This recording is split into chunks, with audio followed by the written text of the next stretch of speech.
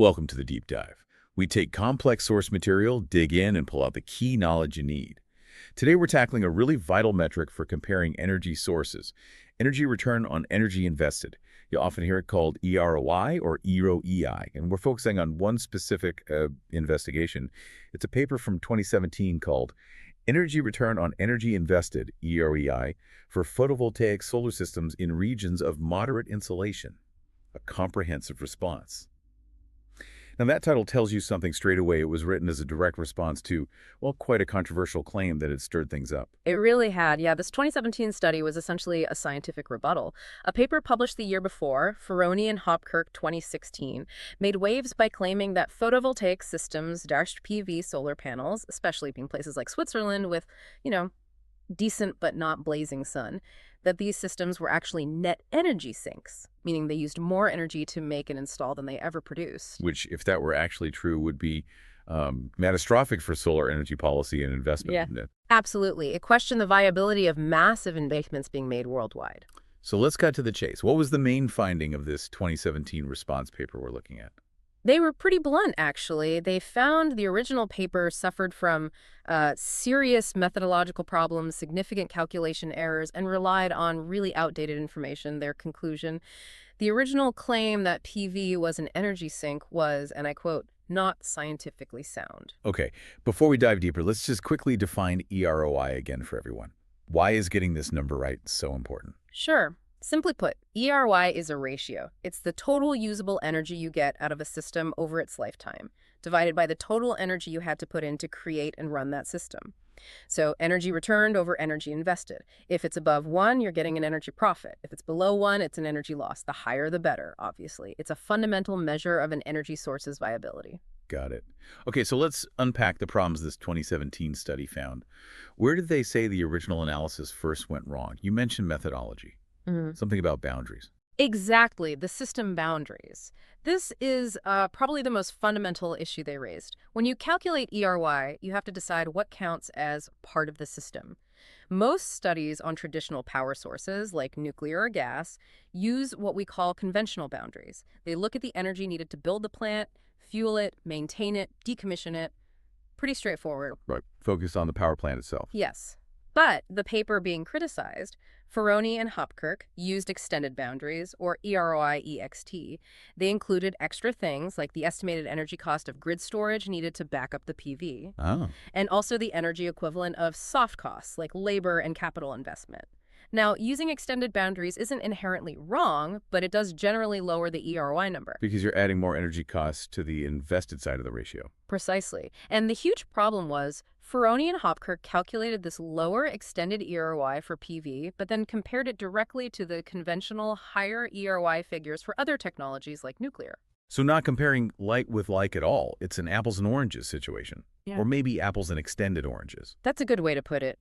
This study really zeroed in on two big boundary inconsistencies. First, that storage requirement they added just for PV.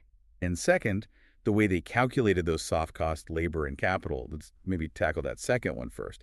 Why is converting money spent on, say, salaries into an energy investment tricky? Well, it's conceptually appealing, Money represents claims on resources which require energy, but it's very easy to double count energy inputs this way.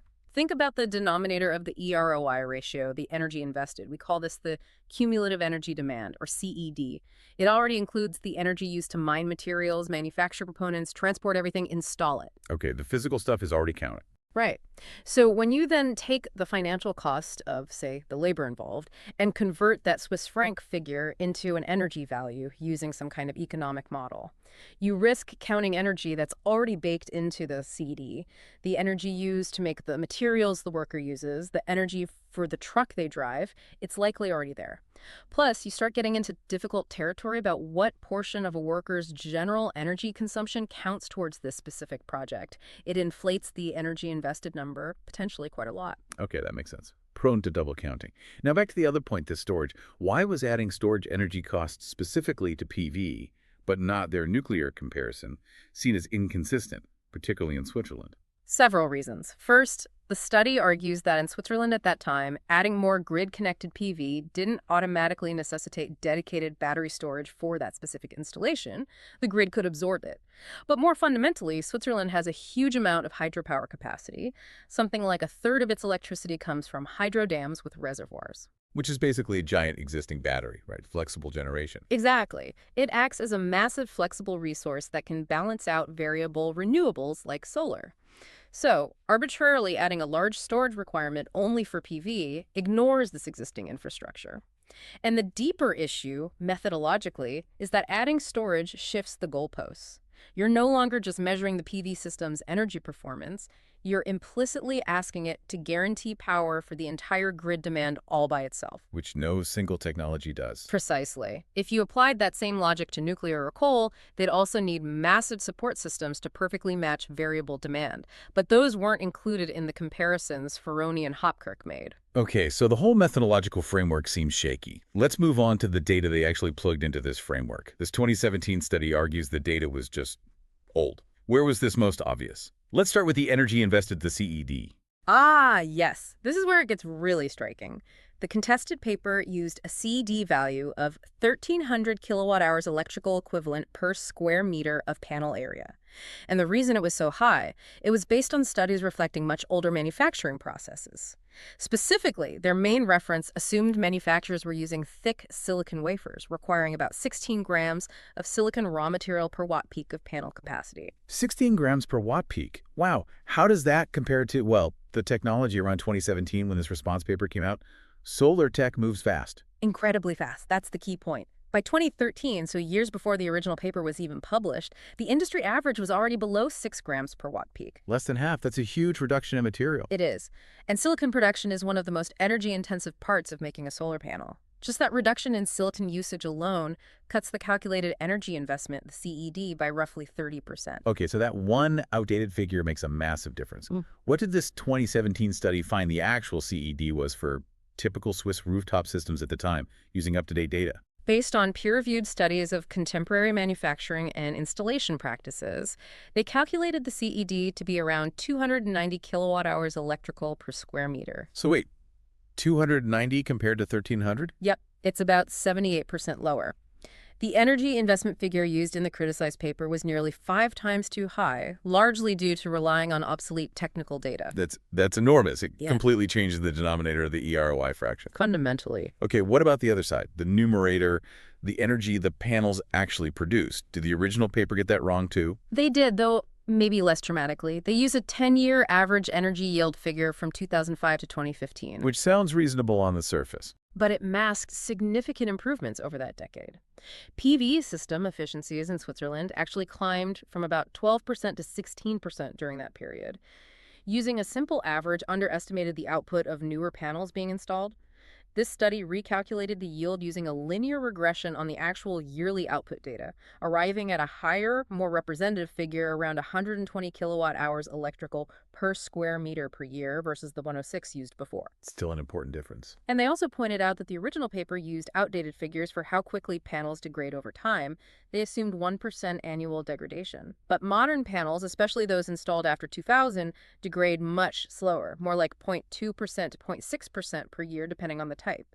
Again, using the older, higher degradation rate artificially lowered the total lifetime energy output in the original calculation. Okay, so bad methodology, vastly outdated energy input data, and underestimated energy input data. Yeah. It's starting to paint a picture. Let's revisit those questionable non-technical assumptions now. That storage figure, 25% of generation needing storage, where did that number even come from? That's the thing. The study notes, it was presented without any reference or simulation to back it up. It seems to have been, well, assumed. Just plucked out of thin air. It appears that way. And as we discussed, it ignores the Swiss hydro capacity. It also ignores how grid integration actually works, things like geographical diversity smoothing out supply, or potential synergy with wind power. Other studies looking at grids with very high renewable shares, like Germany aiming for 87% renewables, were estimating storage needs closer to 8% for grid stability, not 25%. The 25% figure just wasn't grounded in realistic grid analysis. And then there was the cost assumption driving those problematic soft cost energy calculations. The original paper estimated the installed cost of PV at 6,000 Swiss francs per kilowatt peak.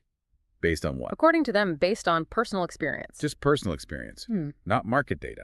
Apparently not market data, because this study pointed out that actual market data from the time painted a very different picture. In Germany, the average price in early 2015 was about 1,400 Swiss francs per kilowatt peak.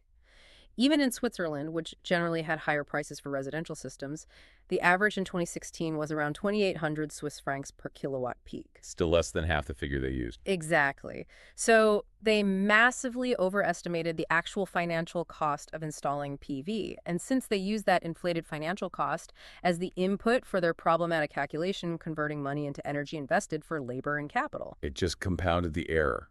The input number was wrong, and the method of converting it was questionable due to double counting. Precisely. It was flawed on multiple levels. Outdated tech data, inconsistent boundaries, questionable assumptions, and inflated economic figures all pushing the result in one direction towards making PV look like an energy sink. So the moment of truth. After correcting the data using consistent methodology, what EROI did this study find for PV in Switzerland? Let's contrast the numbers. Okay. The original contested paper's EROI EXT, using their extended boundaries but flawed data, was 0.8, a clear energy sink.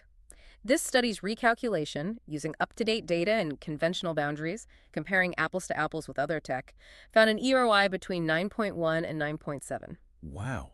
From 0.8 to over 9. That's not just a correction, that's a completely different reality. More than 10 times higher. An order of magnitude difference, yes. And importantly, this study also recalculated the EROI using the extended boundary conditions, similar to the original paper, but just correcting the data errors and using more reasonable assumptions for things like storage and costs. Okay, so trying to be fair to the original paper's approach, just fixing the inputs. Exactly. And even doing that, their revised EROI EXT came out between 6.9 and 8.1. Still vastly higher than 0.8, still a very strong positive energy return. Absolutely. So even bending over backward to use the extended boundary concept, once you put in realistic current data, PV in Switzerland came out as a significant net energy producer, not a sink.